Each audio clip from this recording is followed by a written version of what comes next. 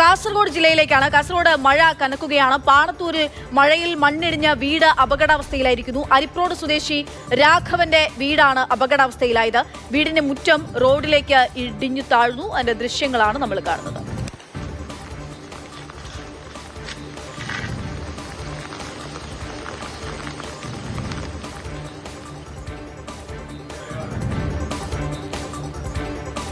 കനത്ത മഴയിലും കാറ്റിലും നീലേശ്വരത്ത് റെയിൽവേ ട്രാക്കിൽ മരം വീണു. ട്രെയിനുകൾ പിടിച്ചിടേണ്ടി വന്നു. പിന്നാലെ മരം ട്രാക്കിൽ നിന്ന് മുറിച്ചുമാറ്റി ഗതാഗതം പുനഃസ്ഥാപിക്കുകയായിരുന്നു. സാരംഗ് സുരേഷ് വിവരങ്ങളുമായി കാസർഗോഡ് നിന്നും ചേരുകയാണ്. സാരംഗ്, കനത്ത മഴയാണോ ഇപ്പോഴും ജില്ലയിൽ ലഭ്യമായിക്കൊണ്ടിരിക്കുന്നത്? എവിടങ്ങളിലൊക്കെയാണ് കെടുതികൾ റിപ്പോർട്ട് ചെയ്യപ്പെടുന്നത്?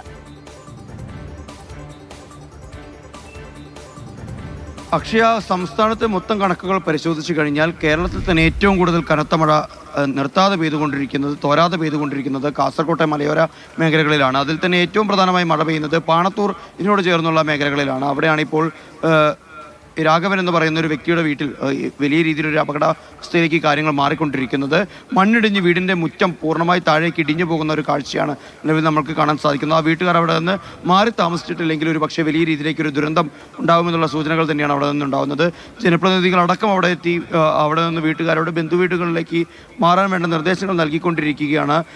എന്നിരുന്നാലും കൃത്യമായ രീതിയിൽ അവിടെ പ്രതിരോധ മാർഗങ്ങൾ സ്വീകരിച്ചില്ലെങ്കിൽ അത് സംസ്ഥാന പാതയുമായി ബന്ധപ്പെട്ട് മണ്ണിടിപ്പ് നടന്നിരുന്നു. അവിടെ ഉണ്ടായിട്ടുള്ള അപാകതകളാണ് ഈ ഒരു ദുരന്തത്തിന് വഴിതെളിച്ചത് എന്നുള്ള വിവരങ്ങളാണ് നാട്ടുകാരുടെ ഭാഗത്ത് നിന്ന് മനസ്സിലാക്കാൻ സാധിക്കുന്നത്.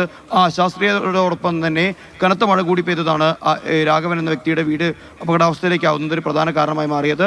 ഇന്ന് രാവിലെ 8:30 കൂടിയാണ് നീലേശ്വരത്ത് റെയിൽവേ ട്രാക്കിലേക്ക് തണൽമരം മറിഞ്ഞു വീണത്. അതിൻ്റെ ഭാഗമായി ഏറെ നേരം റെയിൽ ഗതാഗതം ഭാഗികമായി തടസ്സപ്പെടുന്ന ഒരു അവസ്ഥയും ഉണ്ടായി.